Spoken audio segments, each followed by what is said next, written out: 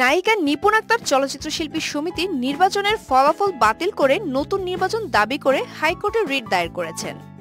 পরাজিত সম্পাদক প্রার্থী নিপুণ আক্তার ফলাফল বাতিল চেয়ে রিট আবেদনে বলেছেন, নির্বাচনে অনিয়ম ও কারচুপির অভিযোগ রয়েছে। বিচারপতি নাইমা হায়দারের নেতৃত্বাধীন হাইকোর্ট বেঞ্চে এই রিটের শুনানি হবে।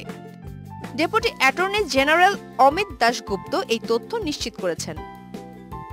গত ২০ এপ্রিল চলচ্চিত্র শিল্পী সমিতির ২০২৪ থেকে ২০২৬ মেয়াদের নির্বাচন অনুষ্ঠিত হয়।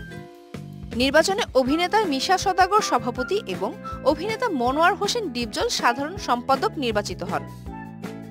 নিপুণ আক্তার সাধারণ সম্পাদক পদে প্রতিদ্বন্দ্বিতা করেছিলেন।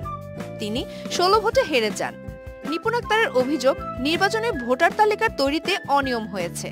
এছাড়াও নির্বাচনের প্রভাব বিস্তার করা হয়েছে বলেও অভিযোগ করেন তিনি।